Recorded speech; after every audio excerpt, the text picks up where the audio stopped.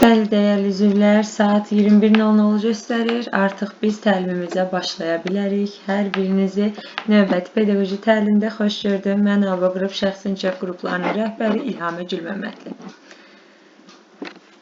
Deməli, bugünkü təlimimiz gözəl təlimçimiz Fidan xanımla başlayacaq. Fidan xanım, sizi salamlayıram.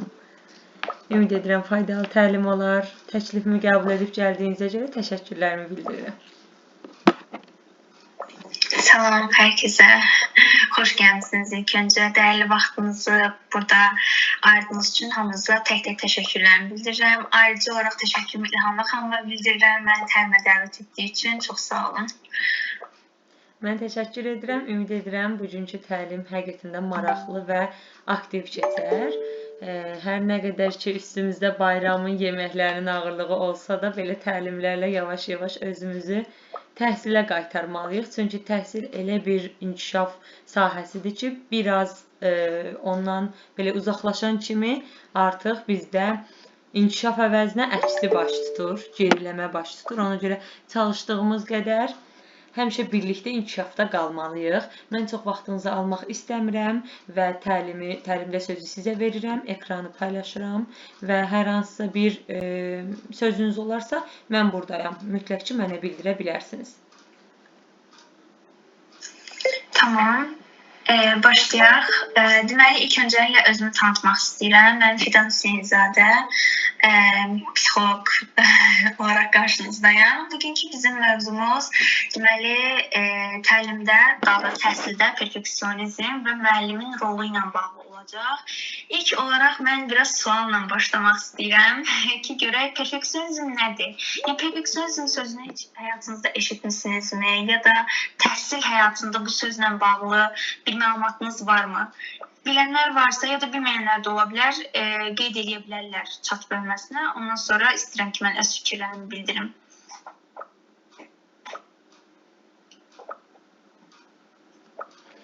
Mən bunu cavablaya bilərəm. Yəqin ki, mükəmməliyyətçilikdir. Çox müəllimdə olan bir xüsusiyyət. Bəli. Aytən xanım cavab verdi. Perfeksionizm bəli, düzdür. Mükəmməliyyətçilik, yəni öz dilimizdə desək mükəmməliyyətçilik deməkdir. Ümumiyyətlə nədir mükəmməliyyətçilik və müəllimlərin həyatında necə rol oynayır? Biraz ondan danışaq. Perfeksionizm İrəm burada böləcəm. İlhamə müəllim, axşamınız xeyir olsun. Fidan xanım, axşamınız xeyir olsun. Axşamınız xeyir. Çox üzr istəyirəm, qeyri-ixtiyari böldüm. Saldızdan irəli gəldi. Bunu deyim, düşünürəm ki, elə çıxışınız içərisində fikir bildirərsin. Həyatımda bu ilklər çox yaşamışam, amma bir ilki bu yaxınlardan yaşadım. Eyni sizin təliminizin adı ilə bağlı olan xarakterimə görə mənə dedilər ki, siz çox yanlış yoldasınız.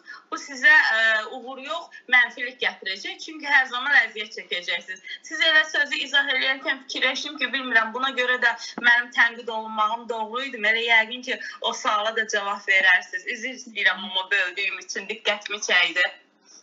Narahat olmayın. Təlim boyunca, yəni siz əslində öz sualınıza cavab tapasınız, ondan narahat olmayın. Amma bəli, mükəmməliyyətçilik əslində adından qəşəng görünür, qıraqdan cəlbedici görünür, amma insanın öz həyatı üçün çox böyük çətinliklər törədir. Bunun haqqında qısa da olsa bir məlumat psixoloji cəhətdən də qeyd etməyə çalışacağam.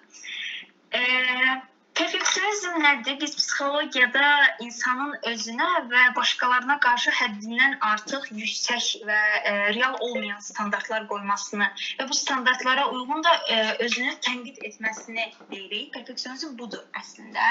Yəni, məsələn, mən müəllimlərdən bugün biraz misal vermək istəyirəm. Təbii ki, özünüz daha yaxşı bilərsiniz, amma biraz istəyirəm ki, onu beyninizdə canlandırasınız. Çünki bu problemlə üzləşən və bunun problem olduğunu düşünməyən bir çox əminəm ki, aramızda insanlar var, ixtisasından asılı olmayaraq. Məsələn, dərs tutaq ki, sinifində 30 şagird varsa əgər, müəllim elə düşünür ki, əgər perfeksionist olan bir müəllimsə, mükəmməliyyətçi bir müəllimsə, elə düşünür ki, bu 30 uşağın 30'u da yüksək səviyyədə olmalıdır. Məsələn, Azərbaycan Azərbaycan dili müəllimi atıram. Elə düşünür ki, uşaq sınaqdan 30 son, 30-unda 30 uşaq da düzgün yazmalıdır. Amma və buna görə əgər bu 30 uşağın 5 dənəsi sınaqdan yüksək cavab yazırsa, digərləri aşağı səviyyədə yazırsa və bu müəllim başlayır özünü günahlandırmağa, özünü belə deyim də tənqid etməyə başlayır və burada perfeksionizmin, yəni mükəmməliyyətçiliyin özünün problemləri üzə çıxır. Və burada müəllimlər bəzən özlərinə qarşı deyil, həm də qarşısındakı uşaqlara qarşı da tənqidçi yanaşa bilir ki, sən niyə mənim tapşırıqlarımı eləmədin, mən sənin üçün çox çalışıram, niyə bunu eləmədin? Məsələn, sizə 45 dəqiqə dərs amma mən sizin üçün əlavə dərsdə otururam, 1 saat sizə izah eləyirəm, əlavə dərslər keçirəm, niyə yüksək səviyyədə yazmadın? Və qarşısındakı uşaqdan da o mükəmməliyyətçiliyi tələb etməyə başlayır. Amma burada bir sual yaranır ki, bəs həqiqətən də o uşağın səviyyəsi, bazası o qədərdirmi? Ya da o uşağın xarakteri, ya da həmin fəndən biliyi, siz nə qədər əziyyət çəksəz də onu eləməyə yetərmi? Burada bəzi belə suallar ortaya çıxır. Amma mükəmməliyyətçiliyin özünün həm müəllimin özünə qarşı, həm də uşaqlara qarşı, şagirdlərə qarşı belə deyim, iki tərəfli bir yönü var. Ona görə indi istəyirəm keçim sizə ikinci hissə olaraq müəllimin özünün nə demək olduğuna. İstəyirsiniz keçərsiniz slaydı İlham xanım. Müəllim nə deməkdir? Burada müəllim sözünün istədiyim qısa bir şəkildə etimologiyasına baxaq ki, müəllim ərəb sözüdür, bilirsiniz. Müəllimlər, Azərbaycan dili müəllimləri varsa bilirlər. Allama sözündən götürülüb və bu öyrətmək deməkdir. Bəs müəllim sözünün kökündə sizcə mükəmməliyyətçi ilə bağlı bir şey yatırmı? Yəni, mən hər şeyi etməliyəm. Bu müəllim sözünün kökündə belə, öz izahında belə bir şey yoxdur. Belə deyim də, yəni mükəmməliyyətçilik olan müəllimlər istəyirəm ki, canlandırasınız özünüzdə, öz fikrinizdə. Məsələn, müəllim əslində istəyir ki, həm müəllim olsun, həm psixoloq olsun, həm logoped olsun, həm valideyn olsun. Yəni, müəllim istəyir ki, bir uşağın həyatında əslində 5 saat maksimum ibtidai sinif müəllimləri olar o da fəaliyyət göstərir. Yəni, gündəlik uşaqla 5 yaşlıyım, 6 saat uşaqla ünsiyyətdə olur. Amma istəyir ki, bu uşağın həyatında hər bir şəkildə o uşağı əhatə eləsin. Yəni, onun anası da olsun, atası da olsun, onun psixoloqu olsun, onun nevropatoloqu olsun. Amma bir şey var ki, uşağın həyatında sadəcə 5 saat, gündə 5 saat həyatında olmaqla o uşağın bütün xarakterini, bütün tərbiyəsini bir müəllim, belə deyim, Türk demiş, üstlənə bilməz. Yəni, burada mükəmməliyyətçilik ortaya çıxır. Məsələn, bəzən bunu valideynlər də edir, mən belə düşünürəm. Gəlir deyir ki, valideyn ki, uşağı, məsələn, sinifdə 30 dənə uşaq var. Müəllim heç vaxt 30 dənə uşaqla məşğul olmur müəllimlər. Müəllim həmişə 30 dənə uşaq varsa sinifdə 90 dənə insanla məşğul olur. Həm o uşağın özü ilə, həm o uşağın anası ilə, həm o uşağın atası ilə. Yəni 90 dənə insanla məşğul olur. Və burada gəlir uşaqda, məsələn, Ayselin anası gəlir deyir. Mənim uşağım çox sakitdir, neyniyirsiniz? Müəllimlər neyniyir? Məsələn, uşaqlar digər uşaqlarla necə rəftar edir? Siz mənim uşağımın özgüvəni ilə bağlı nə eləyə bilərsiniz? Məsələn, buradan bir dənə müəllimə təzyiq yüklənir, valideyn təzyiq yükləyir. Məsələn, valideynlər, müəllimlərdə bu mükəmməliyyətçiliyin yaranmasının əsas səbəbi də təzyiqdir. Məsələn, bir dənə təzyiqi valideyn yüklədi. Mənim uşağım niyə sakitdir? Yaxud mənim uşağım niyə dəcəldir? Amma burada bir şey var ki, müəllimlər özləri də bunu əslində özləri analiz eləməlidirlər ki, müəllim bu uşağın həyatında sadəcə 5 saat bir limitlə uşağın həyatındadır və onun uşağın tərbiyəsi ilə məşğul olacaq, əsas tərbiyəsi ilə məşğul olacaq insanlar o uşağın valideynləridir. Əgər o uşağın, məsələn, öz xüsusiyyətində, xarakterik xüsusiyyətində özünə qapanıqlığı varsa, bunu artıq valideyn müəyyən etməlidir. Çünki o uşağın yaşadığı mühit ailəsi ilə olan mühitdir. Və müəyyən etdikdən sonra lazımdırsa, əgər müəyyən həkimlərə, psixoloqa ya da danışığında, məsələn, bir problem varsa, loqopedə göstərə bilər. Amma bununla məşğul olan ixtisas sahibi insan müəllim deyil. Burada mən müəllimlərdə yetərsizlik yaranır və əslində bəzən belə deyirlər ki, mükəmməliyyətçi insanlar özgüvəni yüksək olan insanlardır.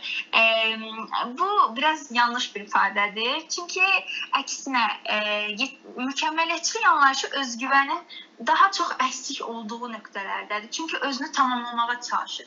Yəni bir növ özünü sübut eləməyə çalışır.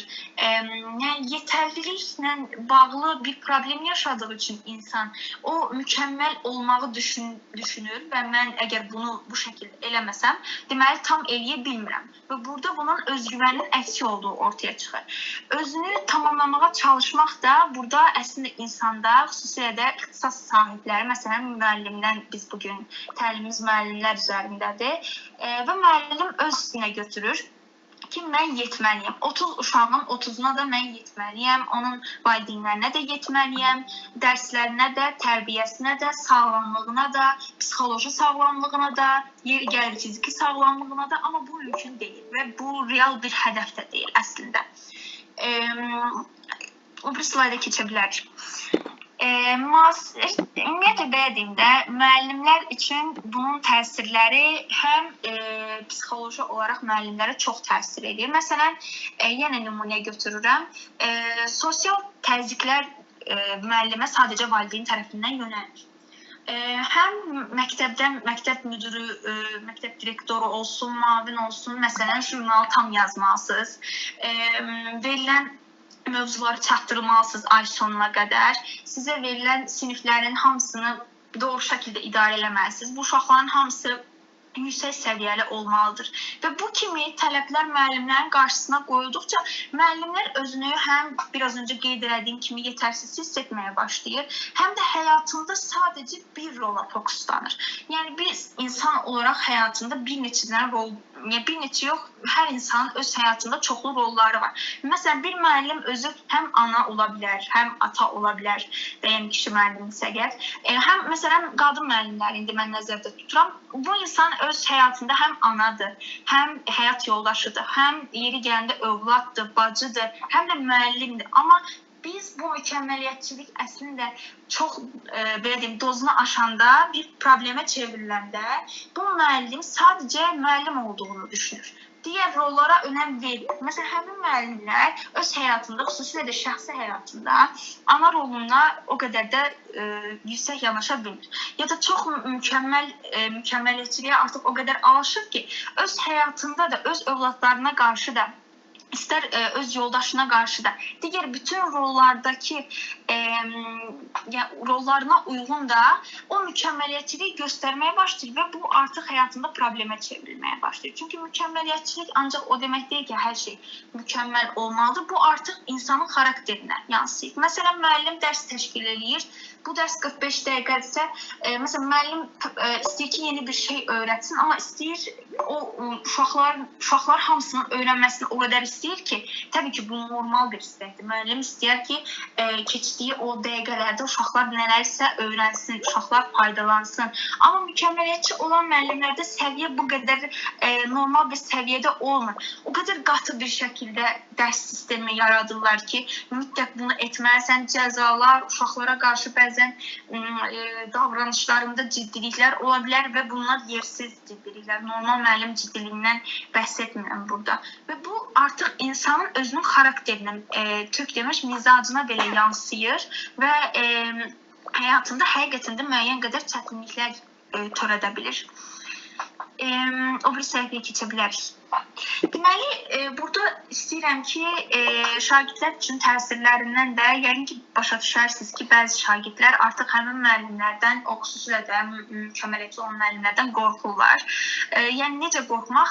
Artıq öyrənməyə istək belə qalmır həmin uşaqlarda. Çünki müəllim o qədər odaqlanır ki, sadəcə bir yerə fokuslanıb da. Yəni, mən eləməliyəm, amma bəlkə də o uşağın psixoloji səviyyəsi ola bilər, təhsil səviyyəsi ola bilər, zehni səviyyəsi ola bilər. Bunu götürə biləcək bir tutumda deyil. Bunu bəzi bu kimi faktorlar belə deyim nəzərə almaq lazımdır. Çünki o da bəzən yenə onu deyirəm ki, müəllimlər fokuslanır, istəyirlər ki, əllərindən gələn hər şeyin ən yaxşısını etsinlər. Amma müəllim bir sehirbaz deyil. Müəyyən qədər o uşaqların həyatındadır və sadəcə müəyyən qədər təsir göstərə bilər. Müəyyən qədər təsir göstərə bilər necə? Müəllim dərsini öyrədə bilər, müəyyən qədər uşaqlarla rəftarına təsir edə bilər. Amma bu uşağın nə evdə götürüb o uşaqlara dərslərini yazdırmır, nə ətrafda, yəni o 24 saatın 5 saatı, 6 saatı müəllimdirsə, 17-18 saatı valideynlə olan münasibətinə də müəllim. Salam, Səslərimizi bağlı saxlayaq, zəhmət olmasa icazə verilmir hələ ki açmağa. Təlimçi fikrini bildirdikdən sonra aça bilərsiniz. Deməli, bundan sonra istəyirəm ki, bu müasir müəllim və ənənəvi müəllim, real gözləntilər və ideal gözləntilər arasında da biraz gedim gəlim. Çünki əsasda bu müəllimlər üçün müəllimin nə demək olduğunu indiki dövrdə müəllim anlayışı tamam fərqlidir. Yəni müəllim həm hazırlıq keçir, həm bu uşağın yenə deyirəm, əslində biraz eyni başdakı fikrimə qayıtmış oluram. Amma müəllimin əsas rolu bundan ibarət deyil. Xüsusilə də valideynlərə burada səslənirəm. Yəqin ki, bəzi valideynlər, aramızda valideyn olanlar da var, elə düşünürəm ki, bəzən müəllimlərdən çox şey tələb edirik ki, mənim uşağım həm yaxşı oxusun, mənim uşağım həm yaxşı tərbiyədə olsun. Mənim uşağım həm özünə qapalı olmasın, həm çox dəcəl də olmasın, sakit, normal uşaq olsun, inisiyyəti də yaxşı olsun. Hər şeyi müəllimdən tələb edirik, amma bir şey unutmamalıyıq. İlk öncə bunu unutmamalıyıq. Burada hamıya buna aiddir, yəni bütün ixtisas sahiblərinə aiddir ki, hamımız insanıq. Müəyyən qədər hamımızın özümüzün şəxsi həyatı da var. Məsələn, müəllim öz şəxsi həyatını dərs otağına gətirə bilməz. Çünki uşaqlara təsir edir. Müəllimin amma özünün şəxsi həyatı da var. Ən azından həmin müəllim öz şəxsi həyatında yaşadığı bir problem zamanı o uşaqlara dərsi daha yüngül keçə bilər. Amma mükəmməliyyətçi olan müəllimlər bunu edə bilmir. Çünki o düşüncə onlarda yoxdur. O ancaq mən mükəmməlimsə mən bunu etməliyəm. Ola bilər ki, həmin müəllimin sinifindən məsələn daha çox uşaq bu dəfəki imtahanda 4 alsın, daha aşağı səviyyədə alsın. O zaman təzyiqlər başlayıb, niyə oldu və müəllimin özünə qarşı tənqidi başlayır burada. Mən bunu etməməliydim, mən eləməməliydim, mən belə deyildim axı, mən səhv etməməliyəm. Bu mükəmməliyyətçi olan insanların, xüsusilə də müəllimlərdən söhbət gedir. Əsas mottosu bundan ibarətdir ki, mən səhv etməməliyəm. Mən səhv etməməliyəm və özünə qarşı, səhvə qarşı o qədər qoruyucu davranırlar ki, qarşılarına bir səhv gələndə artıq onu yönləndirə bilmirlər, onun üstündə iştirak eləyə bilmirlər. Və bunun üçün də əslində bir neçə yol var, amma mən ondan qabaq istəyirəm ki, bir dənə test eləyək aramızdakı müəllimlər üçün. O testdə müəllimlərimizin istəyən hamı iştirak eləsin və özlərində mükəmməliyyətçilik səviyyəsinin hansı səviyyədə olduğunu ölçsünlər. Əgər sizə də uyğundursa. Hamı sizə də uyğundursa, istəyirsiniz çat bölməsinə ataq testi. Əlbəttə, istəsəniz ekranı paylaşın, orada görsünlər. Ümumiyyətlə testə başlamadan əvvəl bu danışdığınız mövzudan, yəni xüsusiyyətlərdən burada iştirak edən müəllimlərdə varmı? Onu soruşsaq, sonra testə keçsək, məncə daha yaxşı olar. Görək hansısa müəllimdə bu xüsusiyyətlər varmı, yoxsa ümumiyyətlə hər şey qaydasındadırmı? Siz sual ver istəyirsinizsə, mən tam ümumi bildirdim. Olar. Məsələn, hansı müəllim belə sual verim ki, özündə mükəmməliyyətçilik olduğunu düşünür ya da hər hansısa buna uyğun bir xüsusiyyət olduğunu düşünür. Yəni bir xüsusiyyət də deyə bilərsiniz ki, məsələn, bu xüsusiyyətin sizcə mükəmməliyyətçiliyə misal ola bilərmi? Bu da ola bilər. Yəni fikirlərinizi bilmək istəyirəm. Bəli ya da xeyr yazaraq da bildirə bilərik ki, çox vaxt getməsin, amma ümumi əgər fərqli bir fikriniz varsa bildirə bilərsiniz səsli formada. Ben biraz burada, onlar İlham müəllimə. Bəli, buyurun. Hamının bayramını bir daha təbrik edirəm. Mən əslində təlimi çox diqqətlə dinləyirəm və dinlədiklərimi də xatırlayıram. Yalan deməyəcəm, 50-50 razı olacağam. Ən %100 razı olduğum cəhət odur ki, səhhətimizə ziyan olur. Amma mükəmməliyyətçi olmaq nə deməkdir? İşini yaxşı görmək nə zamanlar pis olub ki o? Mən yəni bunu anlaya bilmədim. Ya kusuruma baxmayın. Yəni bir müəllim işini yaxşı görməyi, keyfiyyətli görməyi, mən düşünürəm ki, bunu mən öz həyatımda da beləyəm. Yəni bir işi yaxşı görməyə çalışıram və çox şükür görə də bilirəm. Və ya deyək ki, mənim işlədiyim müəssisədə mən 3 ildir işləyirəm. İstəyirsiniz səmimiyyətimə inanın, istəyirsiniz inanmayın. 3 ildə bu qədər vaxtda bir valideyn gəlib müdiriyyətə deməyib ki, mən müəllimədən narazıyam və uşağımı çıxardıram. Bunun nəyi pisdir? Səhhətimə ziyandır, okey, burası ilə %100 razıyam. Amma bunun nəyi pisdir, orasını anlaya bilmədim. Əsas bu məsələdir də, səhhətimizə ziyandır. Çünki bizim öncə sağlığımız gəlir, sonra gəlir işimiz. Bəzən insanlar öz övladını buraxır və başqalarının övladını tərbiyə etməyə vaxt ayırır. Bir zamandan, ailəndən sonra görür ki, həqiqətən də öz övladına tərbiyə verə bilməyib, düzgün formada məşğul ola bilməyib. Ümumiyyətlə, uşaq öz anasını evdə görməyib. Baxın, mövzu da buradan başlayır. İndi mən Fidan müəllimdən söz aldım. Mükəmməliyyətçilik hər hansı bir işi ifrat dərəcədə görməkdir. Yəni, hər hansı bir iş görəcəksən, deyirsən ki, mən bunu ya mükəmməl etməliyəm, ya da heç etməməliyəm. Əslində, bu deyil. Çünki sən hər şeyi idarə edə bilməzsən. Sinifdə 40 uşaq var, hamısı eyni formada sən dediyini başa düşə bilməz. Elə müəllimlər var ki, ora canını qoyur. O qədər əsəblər pozulur ki, evdə nə yoldaşını görür, nə valideynlərini, nə övladını. Bu bizim sağlamlığımıza ziyandır. Hər nə qədər, bəli, öz işində peşəkar ola bilərsən. Mən elə müəllimlər tanıyıram ki, işində çox peşəkar, amma onu elə formada bölür ki, həm ailəsinə vaxt ayırır, həm öz inkişafına, həm hər şey. Deyirsən, buna necə vaxt ayıra bilir? Hamı da eyni saatdır da, hamı da həftə 7 gün 24 saat. Amma onu öncədən elə peşəkar formada bölür ki, bəzi müəllimlər deyir ki, mən qoy işimdə peşəkar olum, amma öncə sağlığımız gəlir əlbəttə. Burada mükəmməliyyətçilik hansısa bir işi yaxşı görmək demək deyil də. Bir işi ifrat dərəcədə onu önəmsəyirsən, öz sağlamlığından da irəli qoyursan, gecə 3-də o işlə məşğul olursan. Bəlkə də sabah da bunu eləyə bilərsən. Amma sən öz sağlamlığını, yuxunu kənara qoyursan. Yəni, bu çox-çox mənfi bir şeydir ki, məndə də bu var ona görə. Və mən bundan artıq qurtulmağa çalışıram ki, qoy bu mükəmməliyyətsizdən qurtulum. Ola bilər ki, hansısa bir işi mənfi keçsin. Məsələn, mən burada təlim keçirəm, düzümü təşkil edirəm. Hansısa bir üzvdən səs gəlsə, kamera açıq qalsa, haradasa mənfi bir hadisə olsa, təlimçi hansısa bir sözü səhv işlətsə, məsələn, mən Fidan müəllimə baxıram, diqqətlə qulaq asıram, hansısa sözü səhv işlətsə, mən özümü o qədər pis hiss edirəm ki, niyə o sözü işlətdi ya da niyə belə oldu, səs niyə açıq qaldı, elə bir ki, hamısını mən idarə eləməliyəm, mən baxmalıyam, amma elə təşkilatçı var ki, baxmır, deyir ki, mən neyim ona səs açıq qaldı, heç idarə də eləmir. Məsələn, bu mənə mənfidir. Yəni. Bir də demək istəyirəm, mən İranda qanuna qatılıram. Amma sizin dediyinizdən razıyam. Ümumiyyətlə, insan bir işi görəndə ona sonuna qədər çabasını verməlidir. Məsələn, mən bir işi görürəm, mənə məsələn slayd tapşırılıb hazırlamaq üçün və o slayd üçün əlimdən gələni edirəm. Amma bir yerdə dayanma nöqtəsi var. Mükəmməliyyətçi insanlar o dayanma nöqtəsini görmür. Birinci budur problem.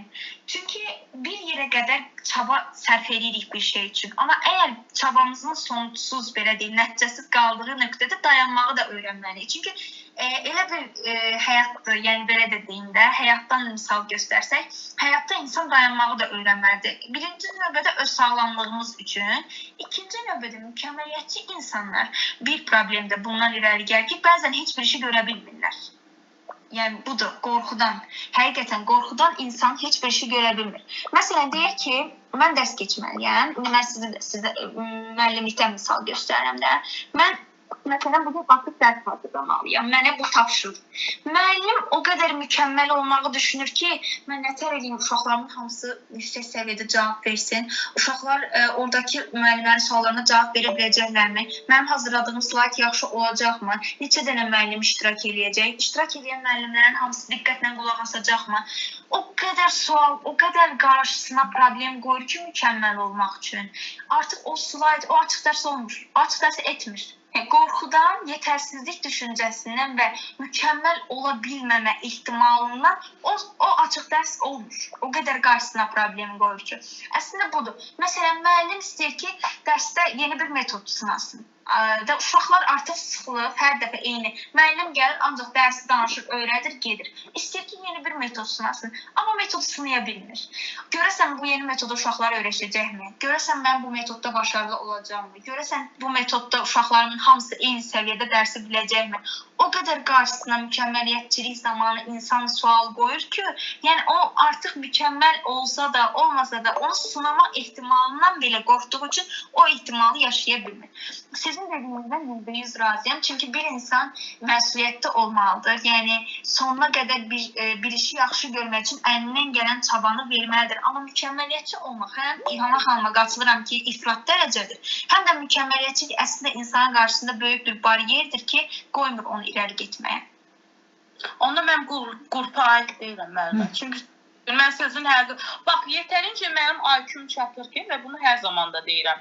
Yəni bir qrupda neçə şagird var, hamısı eyni biləcək məntiqidir. Düşünən müəllim bir kərə kusura baxmayın da mənim burada bir sual işarəsi yaranar. Yəni bunu anlamaq və qavramaq üçün düşünürəm ki, müəllim olmağa ehtiyac yoxdur. Bu təbii bilir. Bu heç müzakirə də eləmirəm. Onda mən belə anlayıram ki, yəni mən bu qrupum, yəni bu mənə aid olan bir şey deyil. Çünki yetərincə mən bunu anlayıram da, yetərincə o inkişafa, yeni dərslərə, uşaqların yeni biliklər öyrənməyinə açıqam da və heç nədən də mənim qorxum yoxdur. Yox, onda mən bu kriteriyaya aid deyiləm. Norma məsələsi var da. Dediyim kimi, hamımız məsuliyyətli müəllim olmaq başqa. Onu saxlaya bilirəm. Bax, İlhamə müəllimə demişkən. Ona görə deyirsiniz, bəli. Yetərincə fədakarlıq eləmişəm. Yetərincə gedə biləcəyim yerə görə getməmişəm. Onun təhsilinə nəzarət edeyim. Onda mən buradan deyirəm müəllimə. Təşəkkür edirəm. Onu da öyrənmiş oldum. Biz təşəkkür edirik. Sağ olun. İndi chat bölməsinə İlham xanım göndərdi deyəsən testi. Ekranda da paylaşmışam, chat bölməsinə də qeyd etmişəm. İstəyirsinizsə Fidan müəllimə, siz yavaş-yavaş oxuyun sualları. Hər kəs özündə qeyd edə bilər. Öncə istəyirsinizsə bu test haqqında məlumat verək ki, hər sual məsələn xüsusi baldır və o balla özünüzdə bu xüsusiyyətləri daha yaxşı qiymətləndirə bilərsiniz. Siz oxuyun, mən sizi bölməyim. Tamam. Bu mükəmməliyyətçiliyi ölçmək üçün olan testlərdən biridir. Əslində 2 dənə beynəlxalq testdən istifadə eləmişəm. Sadəcə beynəlxalq testlərin özünü istifadə eləmədim. Çünki həm uzun idi, həm vaxt aparası idi təlimimizdə. Həm sizləri yormamaq üçün, həm də daha maraqlı olsun deyə 2 beynəlxalq testdən ortaq bir test hazırladım. Deməli, əgər bal olaraq hər sualı oxuyursunuz və özünüzü o 5 şkalalıqda belə deyim, özünüzü orada bir yerə qoyursunuz. Əgər 1 bal deyirsinizsə heç uyğun deyil, 2 bal az uyğun, 3 bal qismən uyğun, 4 çox uyğun, 5 tam uyğundur. İndi mən sualları oxuyuram. İstəsəz bir vərəqə qeyd edin, istəsəz chat bölməsinə qeyd edin. Sonda balları topladıqdan sonra nəticələri müzakirə eləyərik. Deməli, birinci, mən etdiyim işi ideal görməyəndə narahat oluram. Dərsdə hər şey plan üzrə getməyəndə özümə pis hiss edirəm. Səhv etdikdə özümü uzun müddət tənqid edirəm. Hər dərsin mükəmməl keçməsini gözləyirəm. Şagirdlərin səhvlərinə qarşı dözümlü olmaq mənim üçün çətindir. Düşünürəm ki, valideynlər məndən çox şey gözləyir. Rəhbərliyin gözləntilərini qarşılamaq məni gərgin edir. İnsanların məni yaxşı müəllim kimi görməsi mənim üçün vacibdir, çox vacibdir. Hər şeyi nəzarətdə saxlamaq istəyirəm. Şagirdlərim uğursuz olduqda bunu özümə aid hiss edirəm. İndi mən oxudum, biraz tez oldu deyəsən. İstəsəz chat bölməsində özünüz də baxın. Deməli, bütün suallar üzərində verdiyiniz o 5 ballıq şkaladan, əgər cəm 10 baldırsa, minimum, maksimum 50 baldır. 10-22 bal arası toplanırsınızsa, belə deyim, bu daha rahat və elastik yanaşmadır. Tolerant münasibət, belə deyim, əsl olması olan ənənəvi müəllim rolunda olan insanlar bu cür insanlardır, bu bal arası olan insanlardır. 23-37 bal artıq deyək ki, yavaş-yavaş biraz diqqət var burada. Yəni o perfeksionizm tam yoxdur, amma ola da bilər. Yəni o ehtimal yarana bilər. Realistik gözləntilər və balanslı yanaşma var. Amma biraz artıq olsa artıq perfeksionizmə keçid yarana bilər həmin insanlarda da. Və son olaraq 38 və 50 bal arasındadırsa, bu yüksək perfeksionizmdir. Yəni özünə qarşı yüksək və sərt tələblər. Biz biraz öncə danışdığımız xüsusiyyətlərin əslində əksəriyyəti bu bal toplayan və özünü bura aid hiss edən müəllimlərə aiddir. Deməli, dəyərli üzvlər, suallar 10 sualdır burada. Biz ard-arda yazmışıq. İstəyirsiniz yox edin. və müzakirə edə bilərik balları. Yəni səsli demək istəyən varsa səsli deyə bilər. Danışıram, səsi açmamışam. Deməli Fidan müəllimə, burada cəmi 10 sual var. Biz sualları 1 2 3 4 olaraq qeyd etməmişik. Hər sual, daha doğrusu hər cümlə bir sualdır. Tutaq ki, mən etdiyim işi ideal görməyəndə narahat oluram. Bu birinci sualda, bu birinci sualdır. 1 2 3 4 və 5 olmaqla buna bir bal verirsiniz. Ondan sonra gələn ikinci cümlə ikinci sualdır. Ona da 1 2 3 4 5 olmaqla bal verirsiniz. Hər cümləyə xüsusi yuxarıdakı ballardan verdiniz, axırda toplayırsınız. Mən elə bilmişdim o suallar yazılandan sonra hamısı bir sualda oxuyuram.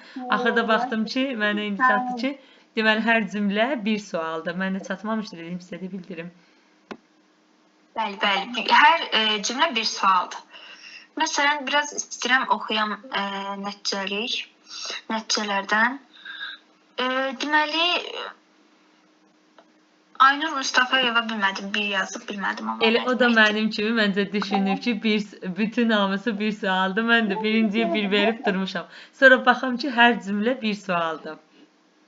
Hər cümlə bir sualdır. Yox, onu qeyd eləməm ki, amma hər cümlə bir sualdır, bəli. Məsələn, Aksana Qurbanova yazıb ki, 25 baldır. Deməli, Aksana xanım, narahat olmayın, sizdə perfeksionizm demək olar ki, yoxdur. Amma biraz çox olsa, məsələn, belə deyim də, daha çox diqqətlə, onu çox atsaz, belə deyim, diqqəti, biraz yanaşmanı dəyişsəz, sizdə yaranma ehtimalı var, amma normal, realistik gözləntilər var sizdə. Yəni, əgər özünüz də elə düşünürsünüzsə, təbii bu test nisbidir, %100 ölçüm deyil, heç bir test %100 sən beləsən, sənin xarakterin budur, deyir bizə. Sadəcə nisbi olaraq dəyərləndirməyə bir kömək edir testlər. Zəminə müəllimə, əgər siz hesablasanız mənə də deyərsiniz, yaxşımı? Ya burada, ya şəxsi də bilmək istəyirəm. Mən tapmağa çalışdım, gördüm siz sualları yuxarı aşağı çəkdiniz, utandım deməyə. Ekranda da atmışam, aşağıda da göndərmişəm hamıya. Burada, keçin belə qoyum o zaman, necə qoyum? Belə qoyuram, toplayandan sonra aşağını göstərərəm.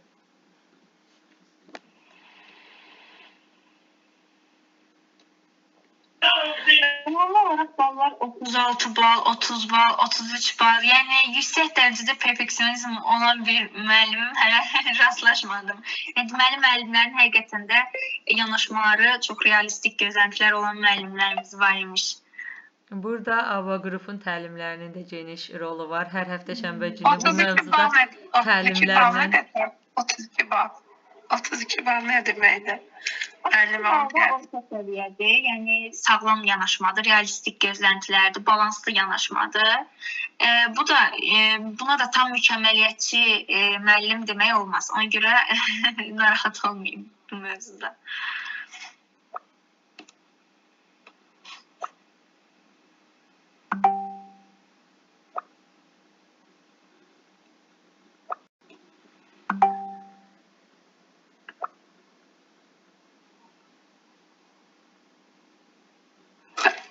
Fidan xanım, siz dediyiniz mükəmməliyyətçiliyə bir xəstəlik kimi də baxmaq olarmı? Yoxsa mənə elə gəlir, yəni o qədər mükəmməliyyətçi olmaq biraz psixoloji problem deyil, yoxsa necə? Mənə maraqlı gəldi o. Baxım, danışan xanım görmədim kimdir adı ilə xitab eləmək üçün. Adınız necə idi? Adım Gülşəndir. Prosta səsim batıb deyə çox şey eləyə bilmirəm. Deyirəm, yəni o dediyiniz perfeksionizmdir də, mükəmməliyyətçilik insanda psixoloji problem deyilmi sizcə? Mən bilmirəm, siz bilərsiniz daha yaxşısını. Bir çox xüsusiyyətin ifrat halı insanda psixoloji problemə çevrilir. Mən biraz öncə ilk başda daha doğrusu danışanda qeyd elədim, özgüvənin əksikliyi ilə bağlı olan bir şeydir. Ya da özgüvən həddindən artıq çox olanda, egoizmə çevriləndə mükəmməliyyətçilik yaranır. Və psixoloji problemdir. Belə deyim, bu amma çox dərin, heç vaxt düzələ bilməyəcək bir problem deyil. Amma insanın həyatında həqiqətən çox ciddi yer eləyir. Çünki mükəmməliyyətçilik həm hər şeyi mükəmməl səviyyədə etmə vərdişi yarandığı üçün və bu insanlar yeni artıq müəllimlər, ümumi ixtisas sahibləri yeni bir şeyə başlamağa belə qorxurlar. Çünki başlayanda o qədər qarşılarına maneələri özləri qoyurlar ki, mən biraz öncə misal göstərdim. Desən zəminə müəllimə idi, səhv eləmirəmsə. Onun sualına cavab verəndə, yəni burada qarşımıza o qədər çox maneə qoyuruq ki, artıq biz o işi etməyə belə çəkinir hala gəlirik. Mükəmməliyyətçilik əslində insanın öz həyatını yaşamağına qarşısına bariyer qoymasıdır. Bu cəhətdən bəli, psixoloji problemdir mükəmməliyyətçilik. Bunun üçün yəni müəyyən qədər psixoloqla çox ciddi başqa problemlər də varsa yanında psixiatrla belə məsləhətləşmək olur.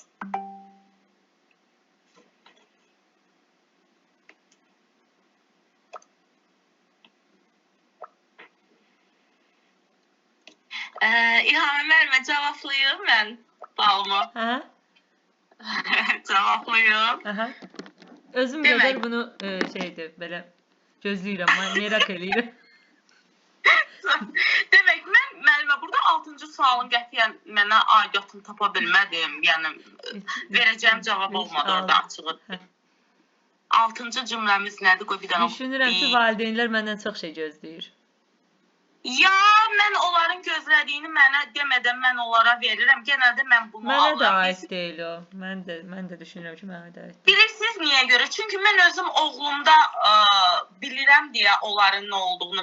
Mənim ilk bax belə bir cümlə oxumuşdum. Deyir, bütün uşaqların ilk müəllimi öz valideynlərdir. Bu mənim həyatıma tam uyğundur. Mənim ilk şagirdim öz oğlum olub deyə. Ola bilsin ki, buradan həm valideyn, həm müəllim olaraq mən bu missiyanı özümdə tamamlaya bilirəm. Ya mən o valideynlər məndən gözlədiklərini mən onlara verirəm deyə.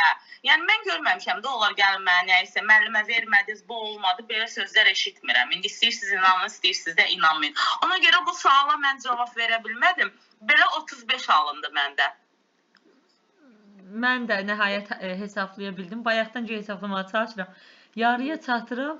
Üst-üstə gəldiyim ballar yadımdan çıxır. O qədər həm bura qulaq asıram, həm üzvləri qəbul edirəm. Yarıya çatıram. 4-cüdə hesabladım, qutardım. Sizcə məndə neçədir? Mən orta qrupdayam müəllimə. Məncə siz də orta qrupda olacaqsınız. Mən orta qrupdayam. Orta sağlam səviyyədə. Məncə doğru təsbitdir.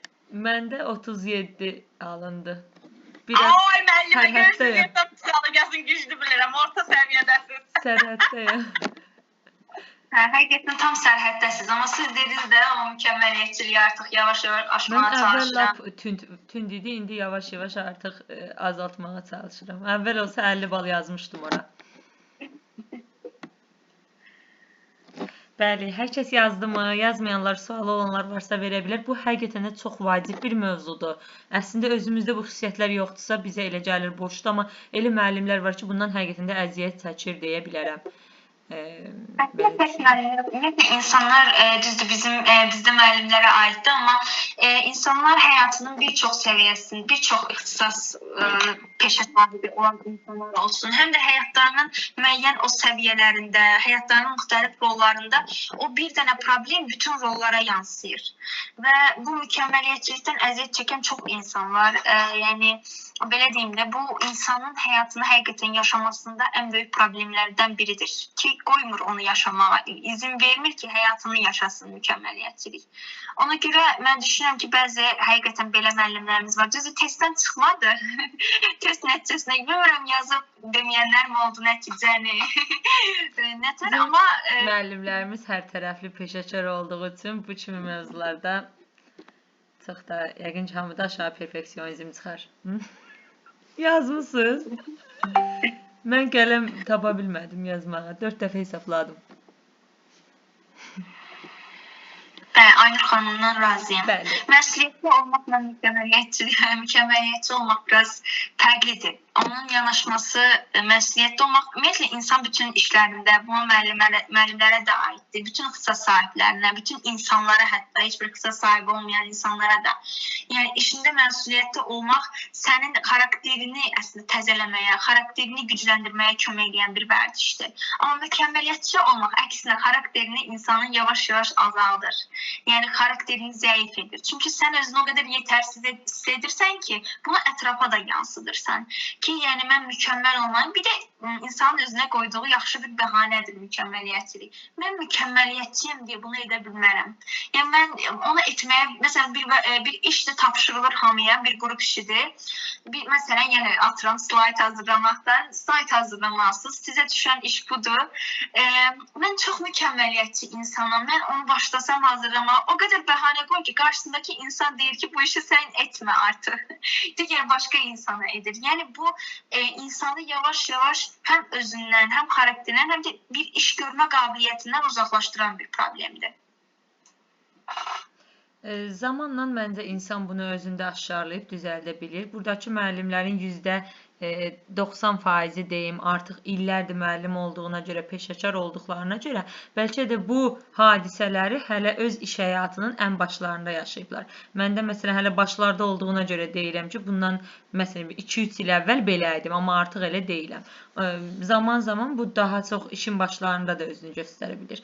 Artıq təcrübə yığdıqca görürsən ki, sən yəni o şagirdin belə ağlına daxil olub onu yerləşdirə bilməzsən. Zamanla bunu özündə tərbiyə edə bilir. Mən də razıyam ondan. Əslində bu mükəmməliyyətçiliyin yaranmasını, belə deyim də, yaranmasına əsas səbəb ailədən gələn səbəblərdir olur. Düzdür, bu artıq psixologiyaya girən bir hissədir. Çox bura girib sizi beyninizi qarışdırmaq istəmirəm, amma ailədən gələn bəzi psixoloji problemlərə görə artıq insan həyatında səhv etməməyə öyrənir və səhv onun üçün həqiqətən böyük bir problem olmağa başlayır. Amma İlham xanıma qatılıram. Bunu görürsən və bunun bir problem olduğunu, artıq həyatında sənin maneələr törətdiyini gördükdən sonra, əgər üzərində işləyirsənsə, işlədikdən sonra bu problem həll oluna biləcək bir problemdir.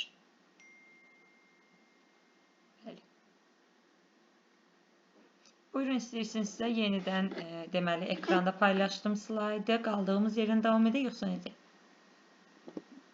Əslində artıq axırına vurğulamısınız bu hissələri. Son hissəsidir. Mən son hissəsində istəyirdim burada müəllimlərə biraz tövsiyələr vereyim, amma tövsiyəmiz olan bir müəllim olmadı. Ona görə ümumi bir dənə müəyyən fikirlərimi bildirmək istəyirəm. Deməli, müəllimələr üçün yəni çox özünə yüklənən müəllimlər də ola bilər aramızda. Bəlkə də həqiqətən mükəmməlçi olduğunu deməyə belə çəkinən insanlar ola bilər. Onun üçün müəyyən qısa bir fikrim var. Bunları demək istəyirəm. Bu praktik tövsiyələr ola bilər. Təbii ki, illər üzrə təcrübəsi olan müəllimlərin fikirləri məndən daha çox ola bilər. Amma ümumi əslində ələ alsaq, praktik tövsiyələrindən birisi ola bilər ki, özünüzü tənqid etdiyiniz yerdə özünüzü müşahidə etməyə keçə bilərsiniz. Məsələn, müəllim deyir ki, mükəmməliyyətçi olduğumu görürəm və hər səhv elədikcə özümü tənqid edirəm. Və bu tənqid etməni dayandırıb, insan özü ilə üzləşməlidir. Necə üzləşməlidir? İlk olaraq insan özünü müşahidə etməlidir ki, mən bu uşaqlara bu dərs zamanı səhv etdikdə necə davranıram?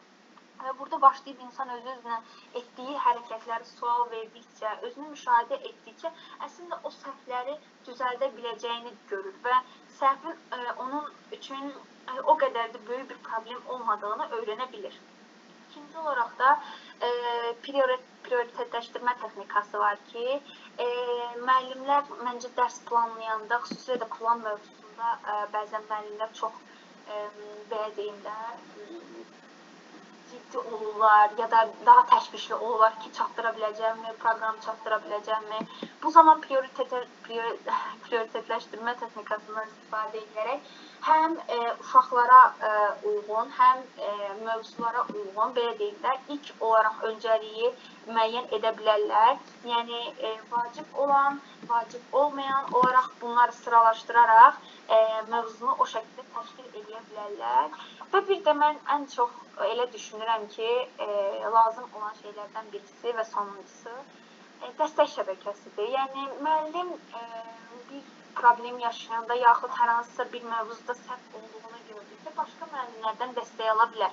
Bəzən bunu biz etmirik, yəni onda başqası məni aşağımı görəcək, onda düşünəcək ki, mən heç nə bilmirəm. Bu kimi düşüncələr insanın ağlına gəlir. Mən mükəmmələmsə hər şeyi mən özüm etməliyəm, başqasına ehtiyacım yoxdur. Bu kimi düşüncələr əslində yanlışdır, çünki insan olmaq elə bu həyatda insan olmaq zaman-zaman səhvlər etdiyimiz anlamına gəlir, çünki insan mükəmməl deyil. Ona görə lazım olduqda istər öz fənni üzrə, istər başqa fənn üzrə müxtəlif ya da təcrübəsi daha yüksək müəllimlərdən ola bilər, yaxud ailə üzvləri də ola bilər. Fərqi yoxdur. Bir çox insandan dəstək ala bilər. Çünki sən müəllimsən, amma həm də insansan. Səhvlərin ola bilər və bu səhvlər zamanı onu düzəltmənin yolunda olmaq məncə daha yaxşı olar ki, həm nəyisə səhv etdiyini görürsən, amma səhvlə barışmamaq əksinə insanı daha da geri çəkdiyini düşünürəm.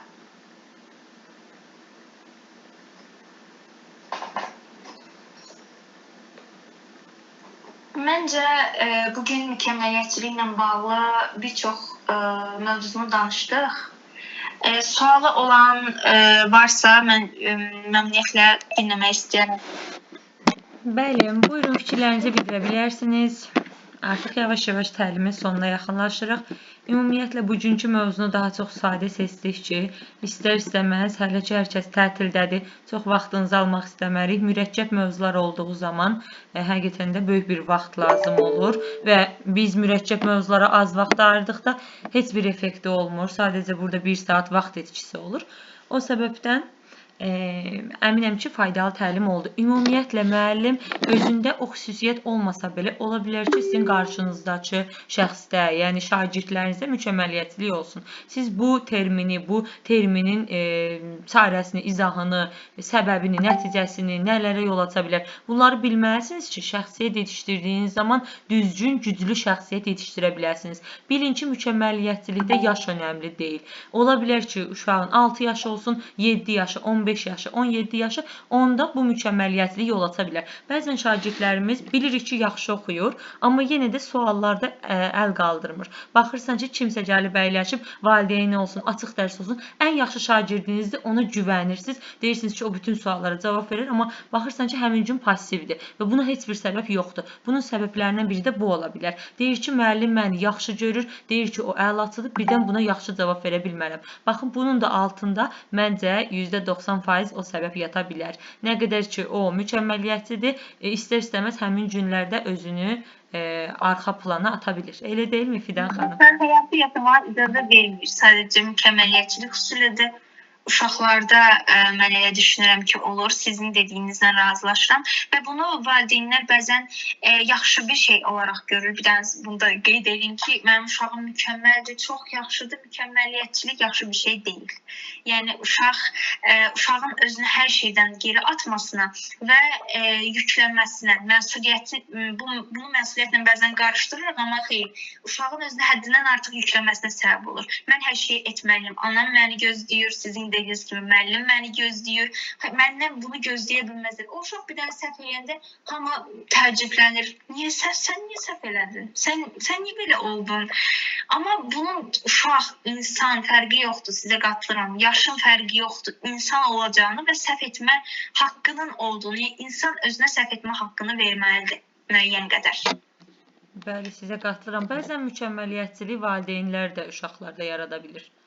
Ona görə, məsələn, bəzən şagirdlər müəllimə 5 yaza bilərsiniz, anam məndən 5 gözləyir. O qədər bu halına rastlaşmışam ki, bu %90% bunu valideynlər yarada bilir. Özü mükəmməl ola bilmədiyi mövzularda, özü inkişaf eləyə bilmədiyi, əksik qaldığı, görmədiyi mövzularda uşağı yükləyir. Halbuki bilmir ki, o başqa bir şəxsiyyəti, onun başqa arzu istəkləri var. Belə, kimsə əl qaldırmışdı. Baxım, bilmirəm kim idi, Ayşən xanım, Aytən xanım. Ayşən Allahverdiyeva idi, səhv etmirəmsə. Kim əl qaldırıbsa, fikrini bildirə bilər. İlham müəlliməmin söz alıb danışana kimi son fikrimiz diqqətimi çəkdi. Bir iki fikir bildirsəm olar mı? Bəli, buyurun. Demək, maraqlı bir hadisə gəldi başıma. Müəlliməyə söz verirsinizsə, mən dayandırım danışdım daha sonra. Müəllimə varsa bildirə bilər fikrini, sonra siz fərqi yoxdur. Hələ ki, səs yoxdur. Siz bildirin, o yəqin ki, danışacaq kimiz. Eyni siz deyən o minans var, valideyn özü onu əldə edə bilməyib, uşaqdan gözləyir. Orada həqiqətən sizə haqq verirəm. Buna sübut nə oldu?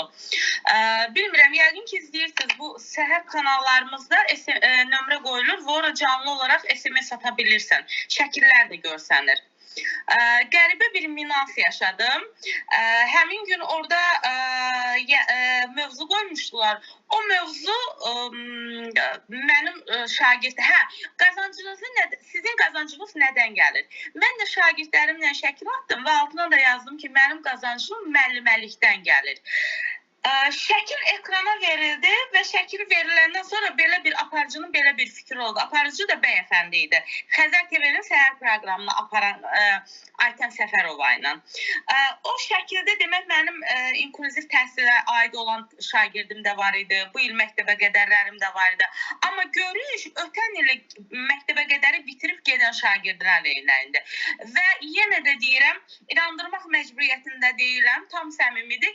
Bitirib gedən bütün şagirdlərim hamısı əlaçı idi və mən onları dəyərləndirmək məqsədi ilə görüş elədim. Aparıcı bəyəfəndi dedi ki, müəllim şagirdi əlaçı olanda dəstəkləməli deyil və mənim şərəf lövhəsindən nifrət edirəm. Şərəf lövhəsində şəkli olan heç də bütün şagirdlər gələcəkdə həyatda öz yerini tuta bilmir. İnanırsınızmı ki, mən ona qulaq asanda eyni siz deyəni düşünmüşdüm. Niyə ki? Yəni bu bizim günahımız deyil ki, əlaçı olmağı təhsilin qaydasıdır qoyub. Biz də əlaçı çıxan şagirdləri dəyərləndiririk. Burada bizim nə günahımız var ki? Bir də əlaçı çıxmaq niyə də pisdir ki?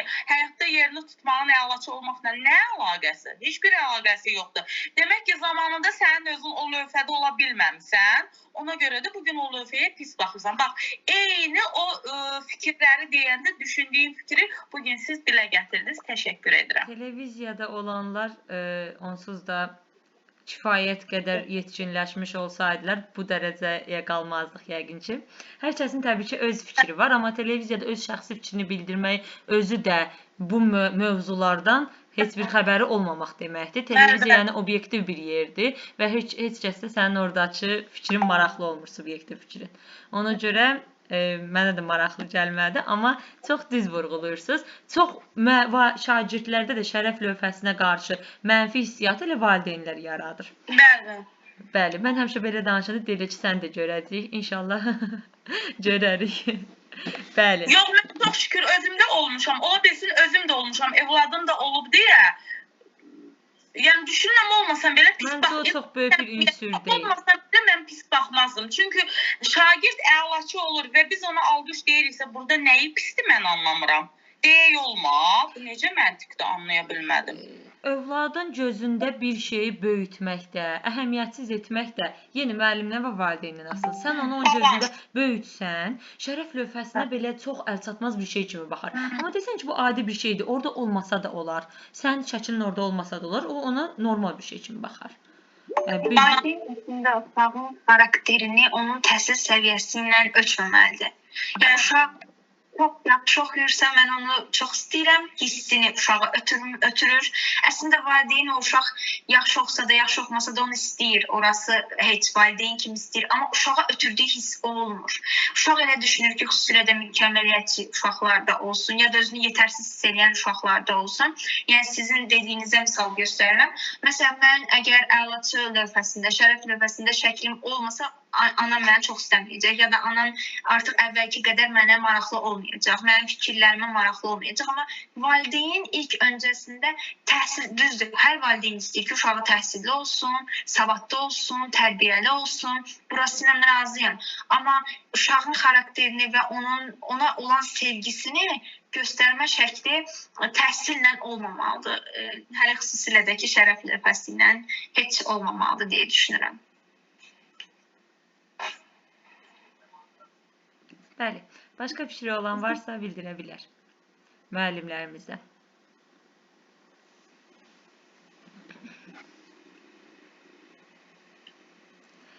O zaman təşəkkür edirəm qatıldığınıza görə, minnətdaram. Kimlər AVO qrupda yoxdursa, əlaqə nömrəmi aşağı qeyd edirəm, mənə yaza bilər. 28 mart tarixində növbəti təlimimiz başlayacaq. Əminəm ki, o da çox maraqlıdır. Ondan sonra isə gəlir aprel təlimləri. Aprel ayında heç bir tətil və istirahət yoxdur. Amma sizin təlimlərdə iştirakınızı xahiş edirəm. Bunu təlimlərimizə yansıtmayaq, əks etdirməyək. Əlaqə nömrəmi paylaşıram. Başqa sual olan varsa bildirə bilər. Fidan xanım, mən qeyd edənə qədər aşağıda fikirlər var. İstəsəniz onu oxuya bilərsiniz, fikir bildirə bilərsiniz. Buyurun.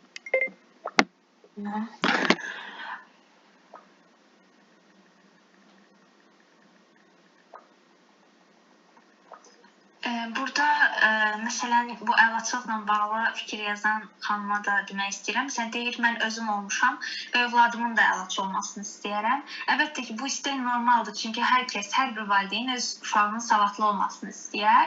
Amma bunu yenə deyirəm, təhsil səviyyəsinə, xarakterə ya da uşağa olan sevgini eyniləşdirmək olmaz.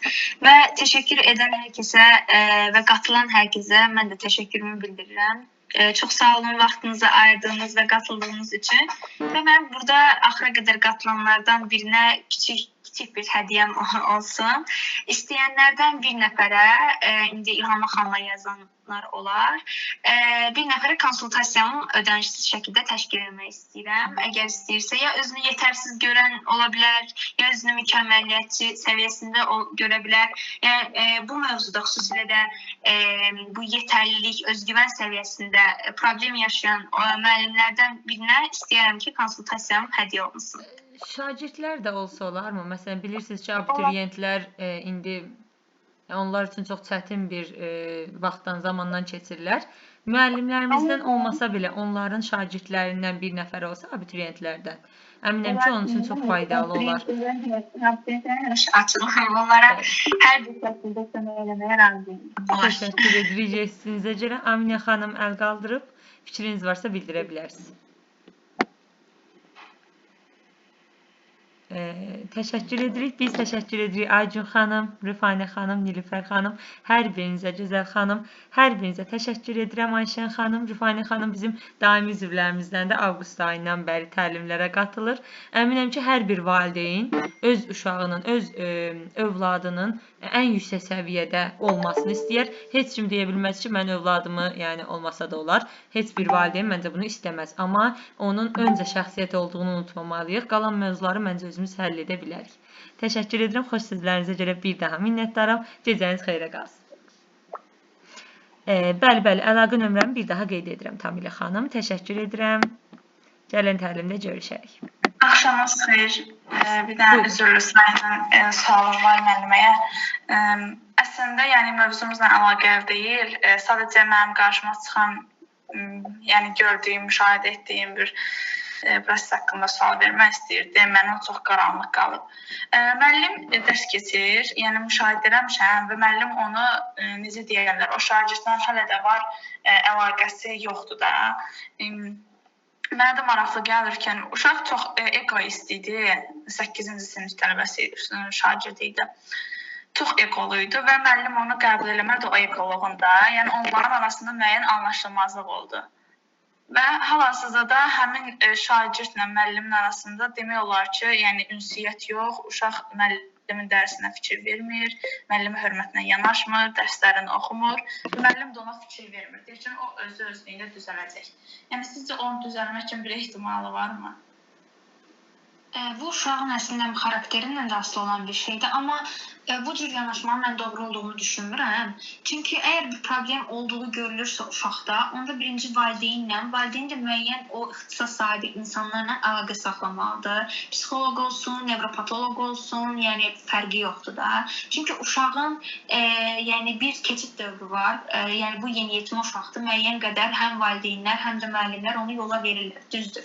Amma müəllimin özünün bu şəkildə yanaşmasında mən düşünmürəm bir təsiri olar deyə düşünürəm. Yəni məncə valideynlə bərabər müəllim bir birlik içində olsa və uşağa yanaşmasını dəyişsə, ən azından əlbəttə xarakterdir, %100 xarakter dəyişilə bilməz, çünki keçid dövründədir uşaq. Amma ən azından o müəllimə qarşı, dərslərinə qarşı davranışının və fikirlərinin dəyişilməsi görünə bilər deyə düşünürəm.